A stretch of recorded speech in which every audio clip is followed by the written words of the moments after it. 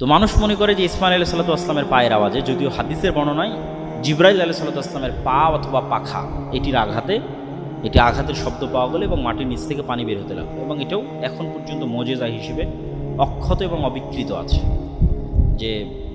যে কোনো জায়গার, আমাদের বাংলাদেশের মতো এত বৃষ্টিস্নাত, এত নদীমাতৃক দেশেরও পানির স্তর নিচে নেমে যায়।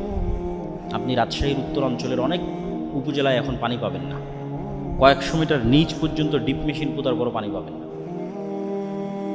তো সেখানে যুগ যুগ ধরে একটা মরুভূমিতে, যেখানে বৃষ্টি তেমন হয় না, আশেপাশে কোনো নদী নালা নাই, সেখানে পানি উঠতে গেছে এবং একসাথেও অসংখ্য মোটর লাগিয়ে এই কূপ চেক করা হয়েছে যার পানি শেষ হয় কিনা।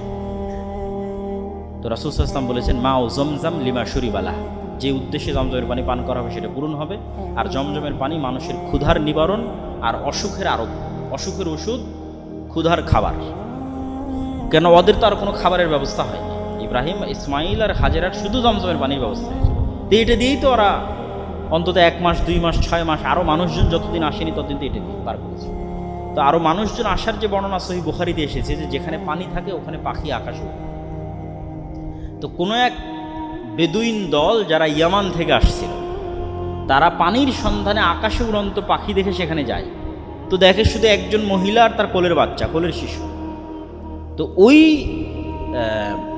ইয়ামানের যে বেদুইন দল, তারা এই রকম অলৌকিক এবং আশ্চর্যজনক ঘটনা দেখে ওই মহিলার কাছে অনুমতি চায় যে আমরা এখানে বসবাস করতে পারি কিনা। তো তখন তাদেরকে বসবাসের অনুমতি দেন সহিহ বুখারীর বর্ণনা অনুযায়ী, এবং ওই গোত্রের মেয়ের সাথে ইসমাইল আলাইহিস সালাতু ওয়াসসালামের বিয়ে হয়। এখান থেকে এবার বসতি শুরু মক্কার। আর ইব্রাহিম আলাইহিস সালাতু ওয়াসসালাম ফিলিস্তিন থেকে, শাম থেকে এই মক্কায় যাতায়াত করেছেন অন্তত 4 থেকে 5 বার।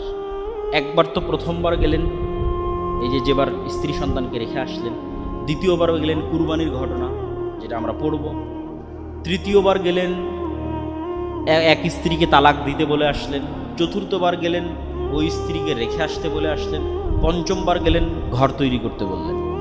তো অন্তত এর মধ্যে আরও অনেকবার যেতে পারেন, অন্তত বিশুদ্ধ বর্ণনা অনুযায়ী অ্যাটলিস্ট মিনিমাম 5 বার ইব্রাহিম আলাইহিস সালাতু ওয়াসসালাম এই 1200 কিলোমিটারের পথ পাড়ি দিয়েছেন মসজিদে আকসা টু কাবাঘর, ইসহাক টু ইসমাইল, যেখানে ইসহাক আছে আর যেখানে ইসমাইল আছে, যেখানে সারা আছে, যেখানে হাজেরা আছে।